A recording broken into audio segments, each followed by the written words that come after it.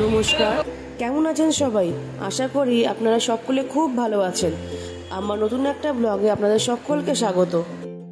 আজ রবিবার, মহালয়ার দিন, তাই সবাইকে জানাই শুভ মহালয়া। এখন বিকাল 4টে মতো বাজে। যাচ্ছি একটু জগন্নাথ ঘাট। আপনারা তো জানেন যে জগন্নাথ ঘাট একটা ফুলের পাইকারি মার্কেট, যেখানে নানা ধরনের ফুল পাওয়া যায়। আমাদের বাড়ি থেকে জগন্নাথ ঘাট যেতে হলে এই হাওড়া ব্রিজ ক্রস করতে হয়।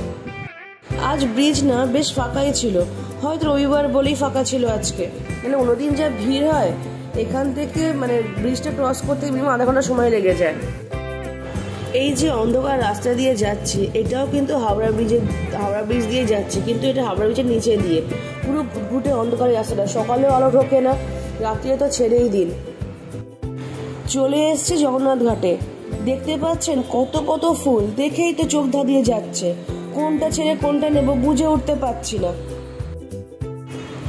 পদ্ম ফুল আর গোলাপ ফুলের বান্ডিলগুলো দেখছেন, দেখে মনে সবটাই নিয়ে চলে যাই।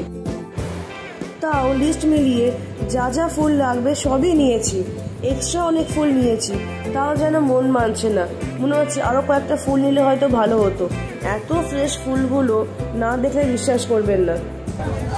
ইউজুয়ালি যতদূর জানি, পাড়ার বা বাজারের দোকানদাররা এই মার্কেট থেকেই ফুল কিনে নিয়ে গিয়ে বিক্রি করেন তাদের দোকানে। নর্মালি ডেলি পুজোর ফুল না ধরে আমরা দোকান থেকেই কিনে আনাই, কিন্তু যখন বড় বড় পুজো হয় বা কোনো অনুষ্ঠান হয় যেখানে অনেক ফুল চাই, তখন এখান থেকেই কিনে নিয়ে যাই। ফুল কিনতে কিনতে বিকেল গড়িয়ে সন্ধ্যে 7টা বেজে গেছে, খেয়ালও নেই। যাই হোক, ফিরছি এবার বাড়ির দিকে। লাইটিংগুলোর জন্য কি সুন্দরই না লাগছে এই ব্রিজটাকে দেখতে। দেখুন আপনারা। জানেন, আরও দেরি হতো আমার ফুল কিনতে, কিন্তু যেই ভাইটির সাথে আমি এসছি, সে আমাকে কন্টিনিউ তাড়া দিচ্ছে। বলছে যে দিদি, ব্যাগ ভরে গেছে, আর একটা বড় প্যাকেটও ভরে গেছে, আর ফুল নেওয়ার জায়গা নেই। বাইকে করে এসছি, গাড়ি নিয়ে আসিনি, এবার প্লিজ বাড়ি চলো। বেচারা, আমার জন্য তার ভোগান্তি। চলে এসছি বাড়ি। ভয়েস ওভার দিতে হচ্ছে কারণ আশেপাশে পুজোর জন্য এত মাইক বাজছে যে কথাটা কিছু শোনা যাচ্ছিল না। তাই একটু রেস্ট নিয়ে চা খেয়ে যাবো আমাদের এখানে শিবপুর বাজারে, দশকর্মা বাজার এবং বাকি পুজোর বাজার করতে। কালকে আমাদের মহাবীর পুজো। 2015 থেকে প্রত্যেক বছর মহালয়ার পরের দিন, প্রতিপদের দিন, যেদিন নবরাত্রি শুরু হচ্ছে, সেই প্রথম দিনই আমাদের বাড়ির মহাবীর পুজো হয়। কারণ সেই দিনই আমাদের বাড়িতে মহাবীরকে প্রতিষ্ঠা করা হয়েছিল। তাই প্রত্যেক বছর এই দিন আমাদের বাড়িতে মহাবীর পুজো করা হয়। চলুন তাহলে বাজার গিয়ে দেখা হচ্ছে, আর আপনাদেরকেও দেখাই কি কি কিনি কাল পুজোর জন্য। বেরিয়ে পড়েছি, যাচ্ছি বাজার দোকান করি। চলুন দেখি কি কি পাওয়া যাচ্ছে। মেনলি আজকে তো বাজারে প্রচন্ড ভিড়, যেতেই তো ভয় লাগছে, কিন্তু কিছু করার নেই, যেতে তো আমাকে বাজারে হবেই কালকে পুজোর জন্য। চলুন দেখি কি করি।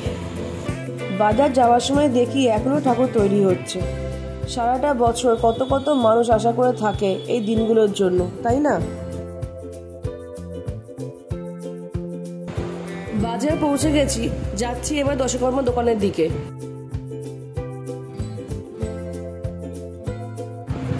ও বাবা, কি ভিড় দোকানে!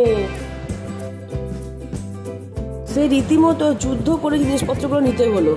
চলুন এবার যাওয়া যাক অন্যদিকে, অন্য জিনিসগুলো নিতে। মাটির জিনিসপত্রের দোকানে ঢুকতে গিয়ে দেখি এই মূর্তিটি কি কিউট, দেখুন, চোখ ফেরানো যাচ্ছে না। আগে এই দোকানে নানান রকম মাটির জিনিসপত্র রাখতো, পুতুল রাখতো, কত কিছু জিনিস রাখতো। এখন তেমন কিছু আর দেখতে পাচ্ছি না, হয়তো সেল হয়ে গেছে বা এখনো স্টক আসেনি বা রাখেন না ওনারা। যাই হোক, আমি নেব একটা ধুনুচি, প্রদীপ আর ঘট। দশকর্মা জিনিস আর মাটির জিনিস নেওয়া হয়ে গেছে, এবার নেব মুদিখানার জিনিসপত্র। দোকানটা বেশ ফাঁকা থাকার জন্য বেশি দেরি হলো না এই মুদিখানার জিনিসগুলো নিতে। ওনাদের লিস্ট দিয়ে দিতেই কিছুক্ষণের মধ্যে সব গুছিয়ে দিয়ে দিল। খুঁজছিলাম ঝুটিওয়ালা নারকেল আর কাঁঠালি কলা, সেটাও পেয়ে গেছি এবং নিয়েও নিলাম। কিছু হোক না হোক, এই নারকেল আর কলাটা চাই এই পুজোর জন্য। আর নেব 5 রকম ফল, যেটা নিলেই আজকের মতো বাজার করা হয়ে যাবে। নিয়ে নিয়েছি 5 রকম ফল, শুধু বাকি রইল দুধ, দই আর মিষ্টি, সেটা নেব কালকে। ফিরছি এবার বাড়ি। আজ ব্লগটা এখানেই শেষ করছি। দেখা হচ্ছে নেক্সট অন্য একটা ব্লগে। আপনারা ভালো থাকবেন, সুস্থ থাকবেন, সাবধানে থাকবেন। ব্লগটা ভালো লাগলে একটা লাইক, শেয়ার অ্যান্ড সাবস্ক্রাইব করে দেবেন।